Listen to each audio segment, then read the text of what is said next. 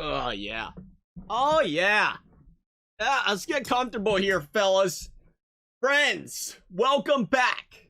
Happy NHL 22 season. I feel like we've said that for like 4 videos now, but it just doesn't get old. It really doesn't. All right, so we're talking things I think you should avoid doing in NHL 21 HUT to save yourself some coins, build that balance. As always, always your choice. You know, we're just trying to help you do what you will with your players, your coins, your time, and so on and so forth. One of the first things we're going to talk about this year is a little new feature. Hey, sounds great, and honestly, I like it personally because I don't like the long drug out games sometimes, and I just like to get a quick game if I have time, and that is going over to squad battles, selecting a game to play. I think we got a nice L in there. Oh yeah, DNF baby. We tried to beat the Compion Superstar with our 78 overall team. Didn't go well. Wasn't going to waste the trial though if it was getting dominated. Nonetheless though, rookie, semi-pro, whatever, doesn't matter there. You know the difficulties, the higher difficulty, the more coins you get. But what's important here is if you want to be competitive in squad battles, don't get caught going down to the 2-minute periods, the 3-minute periods, because guess what? You get less coins for it. So we're just throwing it out there. Seems pretty obvious, but if you want to be competitive, you got to max out your coins every single time. I know some people are new to the game and you might not be completely familiar with squad battles. You want to get the most points possible every single game if you want to rank inside that top 100, Elite 1, Elite 2, whatever. I want to say real quickly though, I edit this into the video, is you can do the 2-minute periods, you can do the 3-minute periods. It's not really a big deal. You just won't rank in the top, 100. You won't rank in Elite 1. You can still get really good awards just playing 2-minute periods on Superstar because you'll still get a K. Now, if you play 2-minute periods on Rookie or Semi-Pro, that might be a long grind, but you're still going to get solid rewards from doing it, so don't be completely discouraged. It's just if you're trying to be top tier, competitive, you got to be able to avoid it.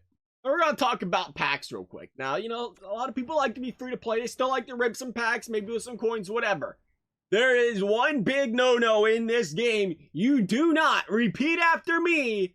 Again, it's your choice to buy whatever pack you want. I know for some reason people get upset about that. I ain't trying to say, hey, don't, I'm just trying to help from our perspective. But, do what you want with your coins. It's all right. I understand. I get it. You want to buy the packs, you want to buy the packs. But do not touch the event packs. You'll know what the event packs are every time. If EA does it just like last year, there's always 3 of them. There's a cheap one, a medium one, and an expensive one. Now, the expensive one is untradeable.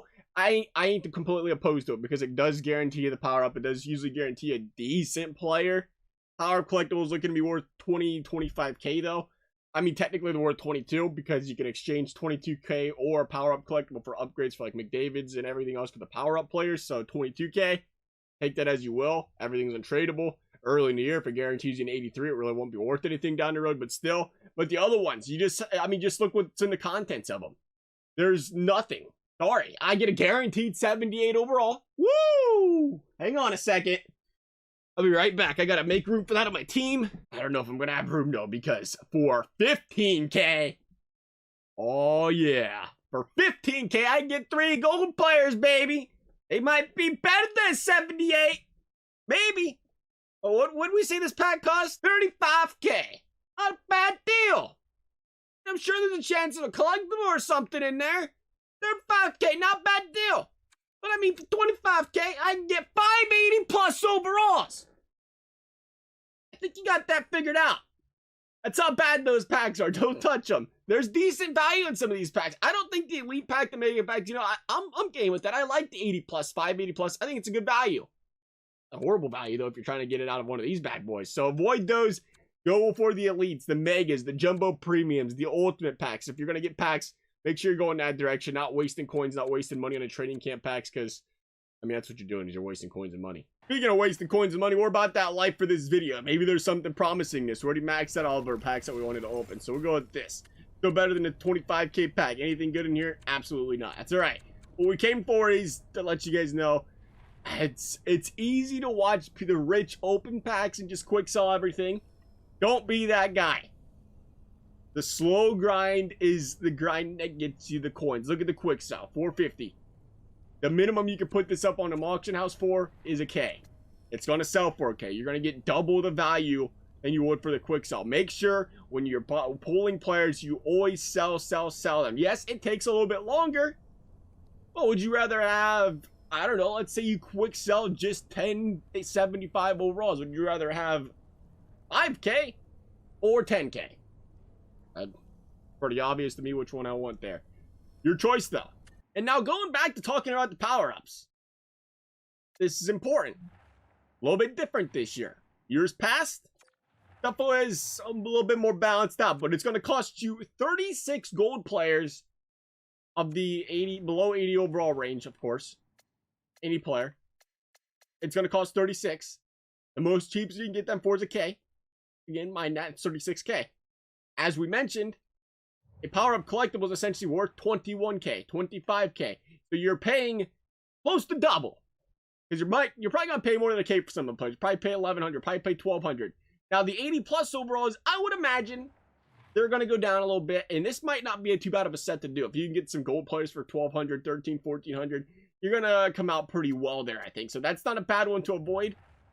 But when it comes to the gold players, the power-up collectible in general one, I would be avoiding that one. I think that's going to cost you in the end. And again, we could be wrong. Things could change. I feel pretty good about being right on this, though, because here's the thing. Let's look at our Landeskog. That was the one we packed for free. If you want to get right there. That's not power-up collectible. Landeskog. Get out of here, Landeskog. We tried. Better example, Leon Draisaitl. Power-up collectibles. 2 of them for 40K. That's essentially what it's saying here. You can either spend 40,000 coins, upgrade your player, or you can buy 2 power-up collectibles. You paid 36K for 1 power-up collectible. You're a little bit in debt there. And like I said, mind you, the regular one's 25K. McDavid's, I believe, he's got a 20K collectible in there as well. So again, I think you'll probably see power-up collectibles go right around 25K because again, it's the convenience factor. Sure, you might be able to make it for 20K, but people are, a little bit lazier. Might buy them. But see, the difference in that this year normally you don't have the ability to exchange. Now you have the ability to choose between coins or the power-up collectibles. So I have a hard time believing power-up collectibles go for more than 22K, 23K. And if they do, you're paying for them. What are you using them for? If you can buy 2, you just use the coins, right? Unless you have a power-up collectible laying around. That might be what draws the attention for people. But the thing is, how many people do that? Does it flood the market?